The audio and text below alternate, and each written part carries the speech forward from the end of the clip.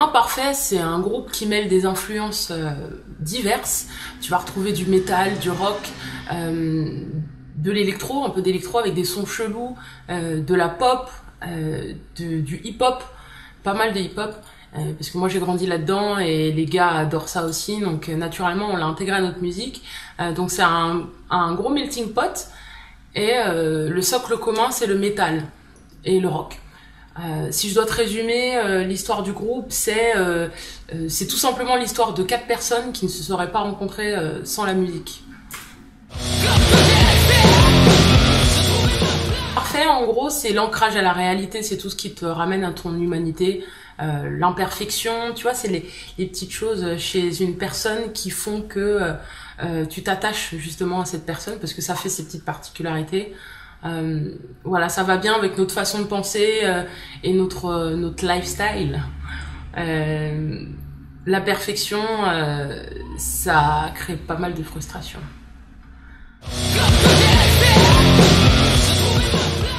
J'ai réagi un peu comme ça. Ouais, on était très contents parce que c'est une initiative assez bienveillante de leur part. L'idée c'était de mettre en avant des artistes underground. Nous on aime beaucoup les Nova Twins, on a fait 2 fois leur première partie et on va réitérer ça en décembre au nouveau Casino.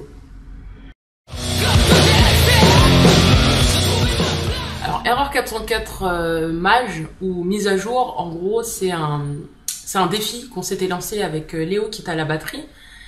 Et on a remixé donc un morceau de l'EP, on a kiffé, du coup on a fait 2 morceaux, on a kiffé, on a fait tous les morceaux, on a kiffé. Du coup on a sorti Error 404 mise à jour. Voilà, c'est tous les morceaux de l'EP Error 404 qui ont été remixés par nous-mêmes. On a kiffé cette expérience parce qu'on a trituré un peu la matière sonore, tu vois, les ambiances numériques et les sons électro, tout ça, on a grave kiffé et ça nous a donné pas mal de grains à moudre pour la suite. Ça nous a donné pas mal d'idées en fait.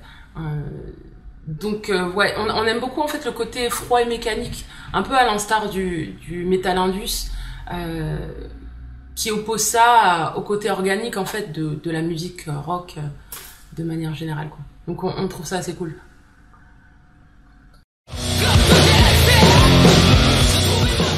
Donc moi personnellement je kiffe énormément de groupes qui sont leadés par des personnes noires comme Fever 333, les Nova Twins, Loaf que j'écoute énormément, Sepultura, Animals as Leaders, Bad Brains qui m'a bien retourné le cerveau. D'ailleurs, je pense que c'est un peu grâce à eux que j'ai commencé dans la musique rock metal. Et donc pour en revenir à nos moutons, la terminologie rock metal afro est un petit peu particulière parce que si tu prends tous ces groupes que je t'ai cités, si tu les écoutes et que tu vois pas qui est derrière, est-ce que y a des particularités dans la musique ou des spécificités dans la musique qui pourraient faire que tu mets tous ces groupes dans un gros sac qui serait rock metal afro?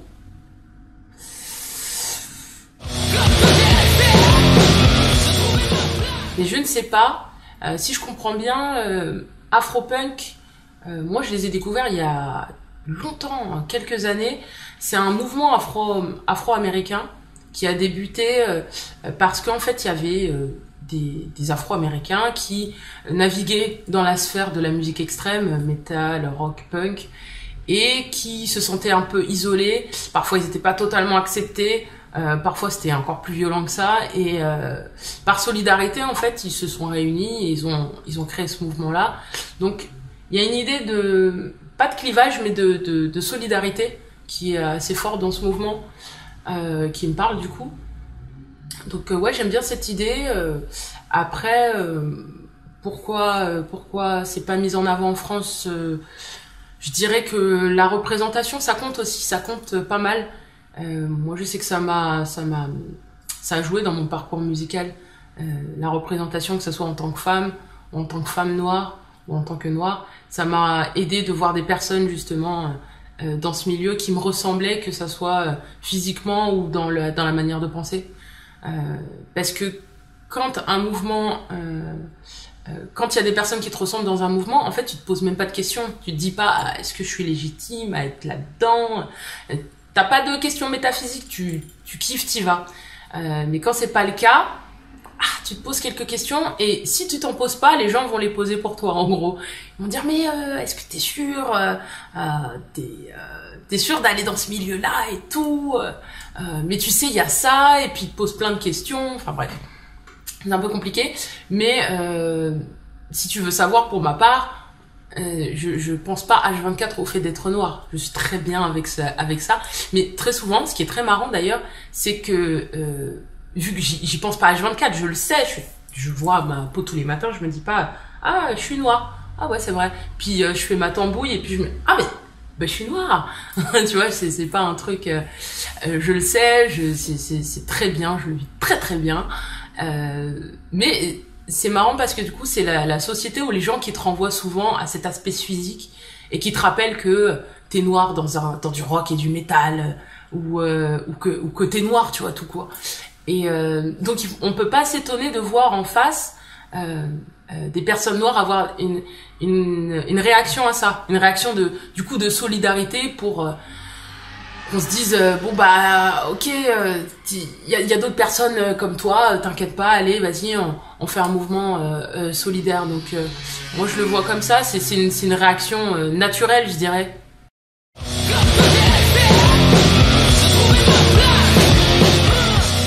Eh bien je pense que oui, en partie, hein, pour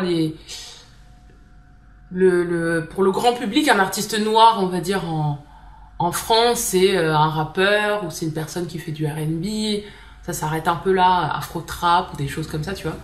Mais je pense que les maisons de disques ont un petit peu de retard.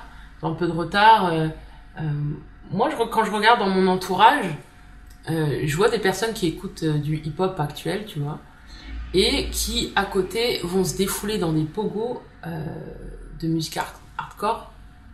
Et ils font pas de prosélytisme, mais ils se disent pas...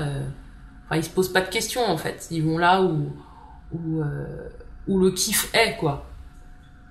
Donc, ce serait bien que les maisons de disques comprennent que les frontières musicales sont de plus en plus minces, et qu'il faut prendre le train. Cela dit, si les maisons de disques ne l'ont pas compris, nous, j'ai envie de dire, bah, on en a un peu rien à foutre, dans le sens où on va prendre notre place, et si on a besoin d'être dans du rock, si on se sent bien dans le rock, on y va, et puis si on se sent bien dans le métal, on y va, et si on se sent bien dans la musette, bah on y va, tu vois. En gros, on prend notre place et on va pas la mendier aux maisons de disques.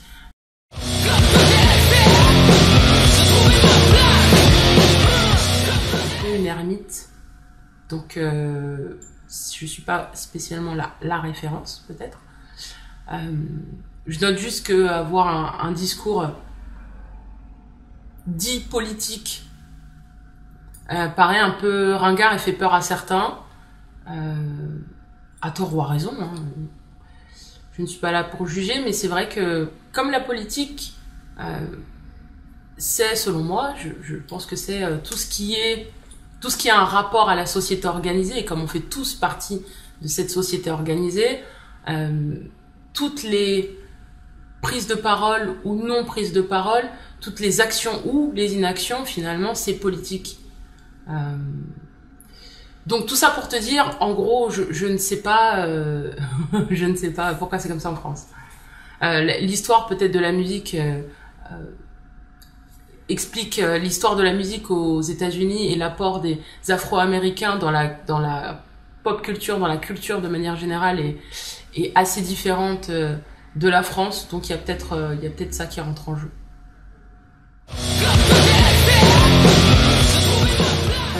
Je peux pas en choisir une, parce qu'il y en a eu tellement.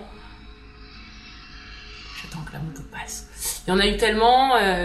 Je me souviens du Algrange Music Festival où on a fait la première partie de No One Is Innocent, Tagada Jones et Ultra Vomit. Le public était laisse tomber. On a parlé avec eux après, on a pogoté avec eux et tout. Donc c'était assez lourd. On a fait la première partie des Nova Twins, c'était excellent aussi. des Punisher Self aussi, c'était excellent. Je me souviens d'un concert qu'on avait fait au Supersonic, qui est une salle parisienne, où on avait fait un morceau qui s'appelle Mégalo, et je me souviens que j'étais brusquée parce que les gens qui étaient là, déjà il y avait beaucoup plus de monde que ce à quoi on s'attendait, et je me souviens qu'il y avait plein de gens que je connaissais pas, et il y avait des gens dans le public que je connaissais pas qui chantaient sur Mégalomaniac, pardon, qui chantaient mes lignes de chant à la note près, et genre je les connaissais pas, et je les avais jamais vus en concert, alors du coup j'étais un peu brusquée, et ils chantaient tellement fort devant que sur scène parfois j'avais du mal à m'entendre, et ça c'était une expérience assez ouf. Je me souviens aussi du morceau au même concert, Hasta Luego, un morceau qu'on fait souvent, où il y a une plage comme ça de mise en attente à un moment donné, et moi souvent je pars dans les tours à ce moment-là, donc là j'étais partie, voilà, les yeux fermés et tout, et quand j'ouvre les yeux et que je me retourne, je me souviens avoir vu quasiment toute la salle accroupie par terre, à attendre que je balance la phrase on suffoque mais on prend de l'élan, et ça m'avait foutu un frisson de ouf. Alors ces expériences-là, c'est bien pour l'ego, mais c'est surtout cette impression d'osmose et d'énergie qui circule, et tu t'oublies un peu en fait dans la masse, parce que quand tout le monde crie très fort on suffoque mais on prend de l'élan, tout le monde hurle, t'es pris dans le truc, et j'étais presque plus Prisca la chanteuse, j'étais dans la masse là, j'étais avec tout le monde, et c'était très lourd.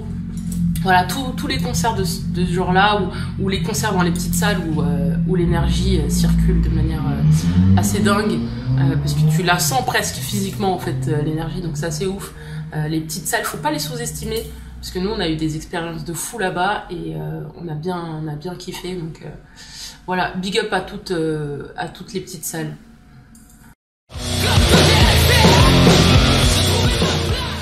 Alors on a fait un freestyle avec Imparfait. Un freestyle, c'est une sorte de nouveau moyen d'expression pour nous. Et en gros, on a fait un morceau, on l'a enregistré, on l'a filmé, et on s'est dit qu'on allait le sortir direct. Et c'est quelque chose de très spontané en fait. Donc c'est très intéressant parce que ça montre des facettes différentes d'Imparfait. Donc nous on kiffe, on va réitérer ça assez souvent, enfin dès qu'on a l'inspiration en fait. Et donc ce freestyle s'appelle Mange Mort. Je l'ai écrit pendant cette période un peu folle autour du cas de ce malheureux George Floyd, parce que ça avait réveillé des mauvais souvenirs, et pour tous ceux qui ont vu des violences injustes, que ça soit des violences policières ou autres, qui ont assisté à ce genre d'événements, peuvent peut-être s'identifier et comprendre parce qu'en fait t'es face à une personne qui est clairement plus forte que toi, armée, et tu te sens impuissant, et donc c'est cet état d'angoisse et de rage un peu froide et viscérale que ça traduit, ce morceau-là. Donc ce freestyle, tu peux le trouver sur Instagram, pardon, et sur le Facebook, et bientôt sur YouTube. Eh bien, merci Metal Mad TV pour ton engagement vers la scène métal, et merci pour tes questions parce que c'était super intéressant. Et j'ai envie de dire paix sur tous et unité. Ciao.